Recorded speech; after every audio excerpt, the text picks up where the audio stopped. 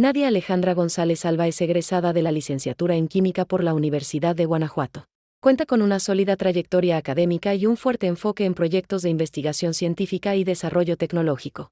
Ha participado activamente en diversos proyectos que demuestran su compromiso, como lo son: diseño de fármacos antivirales contra SARS-CoV-2, donde formó parte del cuerpo académico de química computacional, heterocíclicos y fisicoquímica de polímeros, aplicando herramientas de modelado molecular y simulación. Participó en el programa Veranos de la Ciencia de la Universidad de Guanajuato con 2 artículos publicados en la revista Jóvenes en la Ciencia de la misma institución titulados Síntesis de nuevos derivados fluorescentes de triaril galio y diaril mercurio, y Compositos de PANI con metales de transición en grafito Hb2, aplicaciones como sensores y catalizadores. Su experiencia también incluye participación en cursos especializados en normativas de seguridad e higiene, sistemas de calibración, regulación sanitaria, PRIS, y metodologías como LOTO. A su vez formó parte de la sección estudiantil de la licenciatura en Química de la Universidad de Guanajuato, siendo la vicepresidenta durante la gestión 2024 a 2025, al igual que miembro fundador de esta. Actualmente forma parte del Departamento de Producción del corporativo Creosalud. El día de hoy, el artículo de los que les vamos a hablar se trata de la seguridad y eficacia potencial de las células estromales mesenquimales expandidas de origen en médula ósea y cordón umbilical en pacientes o tratando una lesión medular crónica. Pues es un estudio entre fase 1 y fase 2, ya como lo mencionamos anteriormente en otras presentaciones, pues saben más o menos en qué tipo de fases conlleva cada estudio, ¿va? Este artículo fue sacado de la Universidad de Jordania, entonces es importante este contexto para que lo entendamos después, porque sí tiene relevancia al final del día la ubicación y el año en donde se... Antes de iniciar, ¿quién me puede decir a qué le suena la palabra estromales? Ahorita vamos a abordar la diferencia entre estas. Lo primero que se va a abordar pues es una introducción. Todavía, del artículo es de Jordania. Los criterios de selección de los pacientes, la metodología, los resultados estadísticos y finalmente las conclusiones que presentan los autores. Primero, la diferencia de células estromales y células madre mesenquimales va a radicar en la ubicación de donde se extraen. Las estromales básicamente están en casi todos los tejidos y estas son las encargadas de dar el sostén a cualquier órgano. Por ejemplo, los fibroblastos, pericitos, entre otras cosas. Y las células madre mesenquimales pues vienen al final del día del tejido que está, por así decirlo, dentro del órgano. Ahorita esperemos que quede un poquito más claro. Al final del día encontré esta frase que creo que es un poco más fácil de entender. Todas las células mesenquimales son estromales, pero no todas las estromales son mesenquimales. Las estromales son, por así decirlo, la mamá de las mesenquimales al final del día. Las células madre básicamente, como lo hemos visto en otros artículos, se van a extraer de todo todo como recubrimiento interno que vemos aquí, todo esto. Y las estromales se van a extraer del recubrimiento externo, por así decirlo, de la capa más externa, en este caso de un cordón umbilical. Ajá. Y al final del día sí quiero que nos quedemos con esta idea que de las estromales se derivan las células mesenquimales o las que pues se producen, por ejemplo, aquí, ¿no? Es importante que entendamos esta diferencia. Puede ser en general de cualquier tejido, de hueso, de cordón. Sí, realmente las células estromales, como lo vimos en esta tabla, están en casi todos los tejidos, todos. No solamente es como que pertenecen a placenta o a huesos, realmente están presentes en la mayoría de nuestros tejidos. Ok. ¿Alguien más tiene alguna otra duda en esta diferencia? Y también es importante recalcar el potencial de diferenciación. En las estromales es limitado o es casi nulo. Va a depender del tipo de la célula estromal de la que estemos hablando. Y las mesenquimales, pues como ya lo sabemos y nos han expuesto la mayoría de artículos, son multipotentes, es decir, que se pueden diferenciar a ciertas células presentes en nuestro cuerpo, como condrocitos, adipocitos, entre otros. Otros conceptos también son la terapia autóloga y la terapia halogénica. Antes de que vean esto, la terapia autóloga básicamente son del mismo paciente, la halogénica es de un donante o de un externo. La compatibilidad generalmente la autóloga pues es totalmente compatible ya que viene del mismo individuo. La halogénica puede causar cierto rechazo, pero no siempre es como que suceda, ¿saben? Los inmunosupresores, en este caso, en la autóloga no son necesarios y en la halogénica en ocasiones pueden ser necesarios. El tiempo de obtención de la autóloga es limitado ya que pues se tiene que tener en consideración el tiempo en el que te extraen a ti la sangre, las células, lo que sea que te vayan a extraer. Y en la halogénica, pues puede estar lista, ya que en este se puede considerar, por ejemplo, bancos de sangre. En este caso, las células que ya están listas, nada más es para preparar las dosis, eso es mucho más rápido. Un ejemplo de esos pues, son las células madres de médula ósea propias, específicamente de este artículo, y la halogénica es la de cordón umbilical. Una lesión medular, que es al final del día lo que se está tratando en este artículo, es aquella afección en la que se da por un traumatismo ubicado en un área específica de nuestra columna vertebral. Es bastante agresivo, si lo queremos ver de esta manera, cuando llega a ocurrir, porque es cuando suceden ese tipo de afecciones, ¿no? Que cuadraplegia, la parálisis parcial de ciertas zonas del cuerpo y la paraplegia. Revisando estadísticas, la incidencia anual de las lesiones medulares, así es como la vamos a encontrar durante el artículo, es de 4.800 casos por millón de habitantes en el mundo. Realmente, si nos fijamos, pues es bastante bajo.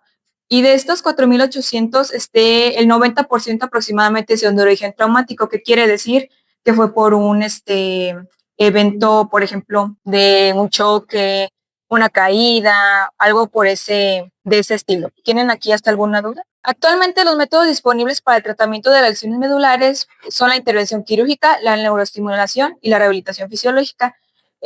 Primeramente, por la intervención quirúrgica es una opción que se considera de alto riesgo, porque como sabemos, pues nuestra columna vertebral pues está conectada automáticamente con muchas funciones neuronales y motoras de nuestro cuerpo. La neuroestimulación y rehabilitación fisiológica, si bien son como apoyo, al final del día realmente estadísticamente no muestran como una diferencia notoria o algo que digamos vale la pena nada más con pura rehabilitación. No, siempre es como que una intervención quirúrgica acompañado con una de estas dos opciones. Entonces realmente no es como que sea significativamente diferenciador una de estas dos. ¿Tienen alguna duda hasta aquí? Existen diferentes tipos de lesiones. Estas van a variar de acuerdo a las vértebras a las que van a afectar. Pueden ser vamos a ir de arriba hacia abajo, ¿ok? Las cervicales son las que se encuentran entre las vértebras 1 y 7. Las torácicas van a ser las que van a estar como en zona media, que se le conoce como T1 a T12. Y las lumbares o sacras son las que van a estar en toda esta zona inferior, ¿ok? Que van a ser entre las vértebras L1 a L5 y las sacras que son S1 a S5. Básicamente las sacras ya son esta última parte. Los autores reportan que solo 2 ensayos clínicos hasta la fecha que ellos publicaron, que fue en el 2024, describen el uso tal cual de las células madre mesenquimales del cordón umbilical en pacientes con la afección de una lesión medular. Y ningún trabajo hasta ese entonces presenta el uso de células estromales y tampoco un análisis comparativo entre ambos pacientes tratando esta afección. Algo importante a considerar es que la aplicación de las células en general fue por vía intratecal. Lo común y lo que se suele hacer en intervenciones quirúrgicas comunes es que se haga por vía epidural, que si podemos ver, pues es como de esta manera, es tocando nada más como la parte más externa de la vértebra afectada. En la intratecal es pues ya sobrepasando un poco más, llegando al centro pues del hueso, ¿no? Por así llamarlo. El ejemplo más común para la vía epidural pues es justamente la anestesia, ¿no? Que no solamente es para embarazadas, sino ya actualmente en muchas intervenciones ya se utiliza no necesariamente en personas embarazadas o en mujeres, también en hombres ya se utiliza actualmente. ¿Queda claro esta diferencia entre una epidural y la intratecal? Es, por así decirlo, llegando un poco más al fondo del hueso, sobrepasando que no solo se quede como en la superficie, sino adentrándose más. Los criterios de inclusión que los autores pusieron es que tenga una edad mayor a 18 años la persona a tratar, que la lesión medular esté entre las vértebras C5 y T11, que la lesión sea mayor a 1 año de avance, que no tenga antecedentes de enfermedad hemorrágica como trombosis, etcétera, ¿no? No contar con comorbilidades crónicas consideradas de alto riesgo para la cirugía de columna. Principalmente era para personas que tuvieran sobrepeso, justamente para que no sobrecargaran y que la columna no estuviera expuesta pues a todo ese peso que se conlleva. Y sobre todo fue la que más quisieron como rescatar o la que le dieron como más importancia, que tengan la capacidad para otorgar el consentimiento de la aplicación de las células, porque como les comenté, este tipo de lesiones suele afectar no solo de manera motora, sino también de manera neurológica, es decir, las capacidades de entendimiento y de muchas cosas pues ya no es la misma que si no tuvieran ese tipo de lesiones. Entonces eso también es importante. También mencionaron que el ensayo fue aprobado por un comité y pues fue del Centro de Terapia Celular y fue registrado en esta página. Yo me tomé el atrevimiento de buscarla en la página para ver si era cierto y sí, esa es la imagen, ¿ok? Igual pues lo pueden buscar ustedes con más calma. Básicamente es el artículo que estamos tratando. Ahora, en general se dividieron en dos grupos los pacientes, el grupo A y el grupo B. El grupo A fue a los que les aplicaron las células estromales. Realmente, y algo que me pareció muy curioso es que no mencionan el procedimiento por el cual extrajeron las células. O sea, no mencionaron de qué manera quirúrgica las obtuvieron, si rasparon el hueso. O sea, realmente no mencionaron como algo respecto a eso y la verdad yo se lo atribuyo a que, según lo que comentan ellos, han sido los únicos en publicar este tipo de cosas. Y la verdad, en el área de la ciencia, los investigadores en ocasiones suelen ser un poco celosos con toda su información. Entonces, la verdad yo supongo que es por esto que no se menciona como de qué manera las obtienen. Los pacientes se sometieron a un implante intratecal autólogo de células estromales de médula ósea bajo anestesia general. Recordemos, las estromales es la parte superficial de un tejido, ¿no? Entonces, la tuvieron que haber sacado de este recubrimiento al inicio. Cada paciente recibió un promedio de 100 millones de células durante los primeros 3 meses de tratamiento, es decir, al final del tratamiento se obtuvieron una dosis de 300 millones. Y la manera en la que le dieron seguimiento a estos es que primero, pues se les realizó la intervención y se les mantuvo bajo observación como pacientes hospitalizados durante 3 días después. Fueron examinados físicamente cada mes durante los primeros 3 meses y después de esto fue trimestralmente hasta el final del primer año. También se realizaron análisis de sangre mensualmente durante los primeros 6 meses como parte de la política que ellos mencionan de seguimiento de seguridad. ¿Hasta aquí tienen alguna duda en este grupo? Básicamente es a que se le explicaron las autólogas y las estromales. Para el grupo B, primero, estas son las que vienen de cordón umbilical. En estas sí mencionan el procedimiento, pero la verdad es porque pues, es de lo más común encontrando en artículos de extracción de células, ¿no? Recolectaron primero los cordones, ya sé, perdón. Fueron recolectados de donantes sanas a término obviamente de su embarazo y obviamente se obtuvieron el consentimiento informado por escrito. Se aislaron las células, en ese utilizaron medio alfamem, el 5% de erizado de plaquetas. Es como si nosotros obtuviéramos el suero fetal bovino, es la manera en la que enriquecen a las células al final de cuentas, es como para que obtengan los nutrientes y proliferen y crezcan. 1% de penicilina streptomicina, es como el antibiótico antimicótico que utilizamos aquí. 3 unidades de parina, traté de buscar como la función que cumplía aquí y normalmente su aplicación es como anticoagulante. Sin embargo, también menciona que puede utilizarse como para lo mismo, ¿no? Para nutrir al final del día todo este medio complementado. También L-glutamina y se incubaron al 5% de dióxido de carbono. Algo importante a considerar aquí es que realmente los autores se especializan como en este tema y mencionan que en el PASE 3 y PASE 4 criopreservaron células para seguir justamente las investigaciones, que si recordamos, pues Fabio nos ha hablado acerca de ese tema, ¿ok? Después fue la aplicación de las células mesenquimales. Los pacientes se sometieron igual a un implante intratecal halogénico de las células madre derivadas del cordón umbilical, también bajo anestesia general. De igual manera, cada paciente recibió un promedio de 100 millones de células durante los primeros 3 meses de tratamiento. Como lo comentaba Cari, fue el mismo millaje en una y otra.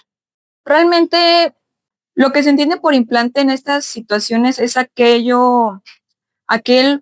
cuerpo extraño que entra a nuestro cuerpo y dura ahí cierto tiempo. Eso se le conoce como un implante en esta situación. Por ejemplo, la de que tenemos el implante de placenta, si nos fijamos es de que dicen que dura como 6 meses, 3 meses, más o menos por ahí. Entonces, eso se le conoce como el implante. El cuerpo lo encapsula y empieza a liberarse prolongadamente. No es como que las células, ¿no? Que se absorben así como de... La manera en la que ellos van a reportar los resultados es mediante esta evaluación. Es un estándar internacional de clasificación neurológica de la lesión medular. Se conoce también por estas siglas y está publicado por la Asociación Americana de Lesiones Medulares. O también se le conoce como puntuación ASIA. Y básicamente, pues como vemos, es todo este análisis. Básicamente evalúan habilidades motoras, sensoriales, es principalmente lo que evalúan, y también el dolor, que está por aquí abajo. Este estudio lo que nos va a arrojar es cierto grado de afectación.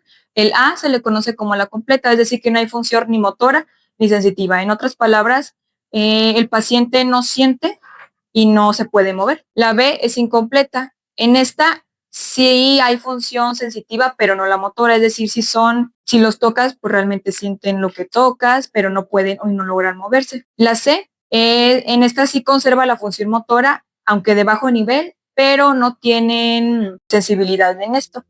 ¿Tienen alguna duda en estas categorías? También mencionaron que se caracterizaron ambas células. Realmente fueron ciertos parámetros como la apariencia, la identificación, la pureza que ellos mencionan, análisis microbiológicos y la estabilidad cromosomal. Aquí pues ya es algo repetitivo, pero igual lo voy a comentar. En apariencia realmente no presentan una forma definida, o sea, no es como que digamos, no, es que son círculos, son cuadrados, etcétera, etcétera. Recordando, las células madre tienen como esta característica de que son irregulares, recordemos, como una estrella, algo así, ¿ok? Mediante microscopios pues se identificaron ciertas características con tinciones que también ya en varios artículos se han hablado de ellos. En este caso utilizaron rojo de alzarina y blue alacanino. Utilizaron también marcadores con ayuda de la citometría de flujo. Recordemos que también esto pues es aquí, da positivo a esto y negativo acá. Endotoxinas, también recordamos que nuestro certificado cuenta con ello, micoplasma también. La microbiología, lo realizaron a los 7 y a los 7-14 días después de incubación, y pues obviamente tiene que dar negativo, ¿no? A cualquier agente patógeno. Y la estabilidad cromosomal, también no detectaron alguna anormalidad. Estos son los resultados primeros que ellos nos muestran a base de los criterios que ellos establecieron. Puede parecer un poco difícil de entender, pero esperemos ahorita que lo desglosemos quede un poco más claro. Igual si tienen alguna duda, pues me dicen, ¿ok? Básicamente ellos dividieron los grupos, ya con lo monguete, el grupo A y el grupo B, y estos son los parámetros que ellos establecieron o que ellos estuvieron controlando. El grupo A fue un total de 11 pacientes, del cual 9 fueron mujeres y 2 fueron mujeres y 9 fueron hombres. La edad promedio entre estos 11 pacientes fue de alrededor de 35 años, más o menos. La duración que tienen con esta afección es de 77.6 meses. Transformándolo a años es aproximadamente unos 6 años. O sea, llevan 6 años con esta condición. El nivel de la afección, hablando en columna vertebral, como lo habíamos comentado, 4 de estos 11 lo tenían en zona cervical y 7 los tenían en zona torácica, básicamente en zona media y zona baja, ¿ok? La causa de esta lesión, 7 de los 11 fueron por un accidente de tráfico, de conducción. 3 fueron por caídas y 1 fue por disparos, porque eso también afecta en esas afecciones. La categoría o el puntaje que se obtuvieron a partir de la evaluación realizada fue del que en 8 pacientes se tuvo una puntuación, que recordemos es que no pueden ni sentir ni mover, ¿ok? 8 de ellos. 3 fueron de categoría B y en ningún estudio en general hubo de categoría C. Para el grupo B, en total de pacientes fueron 9. Si se fijan, el total de pacientes fueron 20 nada más del estudio. 9 fueron hombres y 1 fue mujer. El rango promedio en este grupo fue de 39 años aproximadamente. La duración de esta afección es de 75 meses, igual es como 6 años, es como el promedio aproximado. El nivel de lesiones que se tiene en la columna vertebral es 3 tuvieron en zona cervical y 6 en zona torácica, igual zona media y zona baja. La causa de esto es que hubo la misma cantidad en cuanto a accidente automovilístico o de tráfico y de caída, y solamente una persona tuvo esta lesión a causa de disparos. La categoría o el puntaje que se obtuvo a partir del estudio realizado fue en el A, que es como insisto, el que no tiene ni movilidad y sensibilidad fueron 8 y el B fue una persona solamente. Queda más claro ya esta tabla desglosada. Y estos realmente son los resultados que discuten básicamente en todo el artículo. Si se fijan, aquí dice la evaluación de 2 a 3 años. Aquí nos fijamos. Les comenté al inicio, el artículo se comenzó a escribir en el año 2018. Los autores comentan que no en todos los pacientes se les realizó el seguimiento en estos 2 o 3 años porque se atravesó la pandemia. Entonces, sí fue un poco difícil y sí menciona que no en todos los pacientes se llevó el seguimiento de 2 a 3 años, ¿ok? Pero sí en todos de a 1 año. Es por eso que estoy resaltando justamente en ambas columnas, ¿no? Las de 1 año. Eso también, como dato, se puede considerar mala praxis porque está cegando mucho tu estudio. Al final del día, lo mejor hubiera sido que hubieran seguido con los mismos 20 pacientes. Eso es la idea. Recordando un poco de la presentación pasada, el valor que se espera en estos casos para que sea significativo es que sea menor a 0.05. Y si nos fijamos, pues realmente en todos coincide este parámetro, ¿ok?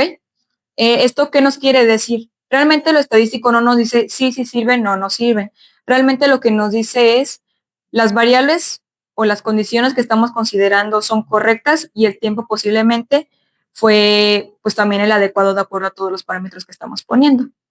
Y realmente lo que se evalúa fueron las habilidades motoras, las sensoriales. El light touch es como un toque superficial y el pinprick es como ya un toque un poco más fuerte o duradero, ¿ok? Y fue el total de sus evaluaciones realizadas con la herramienta que les mostré. También ellos reportan eventos adversos, justamente por lo que les comento de que se pasó la pandemia entre estos años. Ellos reportaron 30 efectos en el grupo A de dolor local y 24 en el grupo B. Hubo también dolores de cabeza, vómito, esto es sudoración, y fiebre. El grado medio fue un parámetro que ellos pusieron. Básicamente es arriba de 0 a 1 es de grado leve, de 1 a 2 es de grado medio y de 2 a 3 es de grado severo o fuerte, ¿ok? Entonces, si nos fijamos realmente el efecto adverso que fue más fuerte y el más repetitivo fue el dolor de cabeza, ¿ok? Recordemos que eventos adversos son síntomas que no siempre se deben a la aplicación, en este caso, de las células, ¿ok? ¿Tienen alguna duda en este caso? Finalmente, las conclusiones. Los autores mencionan que las células madre mesenquimales de origen autólogo de médula ósea administradas intrathecalmente y las de origen halogénico de cordón umbilical también administradas de la misma manera son seguras y pueden ejercer efectos terapéuticos funcionales. Actualmente se está abogando por la realización de ensayos clínicos aleatorizados a gran escala para evaluar su eficacia en grados de lesión medular. Si se fijan, aquí no mencionan nada con respecto al tiempo, que es normalmente lo que solemos comentar siempre en las exposiciones, porque casi siempre son de como a 6 meses, 9 meses por mucho. En este caso fue 1 año, entonces pues es un tiempo considerable a comparación de otros estudios. Mencionan también que ese estudio es el primero en adoptar el uso de 2 tipos de células, tanto las estromales como las mesenquimales. Los autores recalcan la necesidad de realizar ensayos clínicos más amplios antes de extraer conclusiones definidas o definitivas sobre su eficacia y advierten sobre la conveniencia de no precipitarse su adopción clínica sin la debida verificación. Básicamente los autores dicen, sí funcionan, pero aún no es completamente seguro específicamente para ese tipo de lesiones, porque como lo comenté al inicio, si de por sí una intervención quirúrgica que ya está como adoptada dentro de la cultura médica o que ya se encuentra más investigada, conlleva un riesgo. Entonces imagínense todavía con ese tipo de terapias que son relativamente nuevas en general, ¿no? Entonces es como esas consideraciones. ¿Tienen alguna pregunta, alguna duda? Ok, pues sería todo de mi parte. Muchas gracias.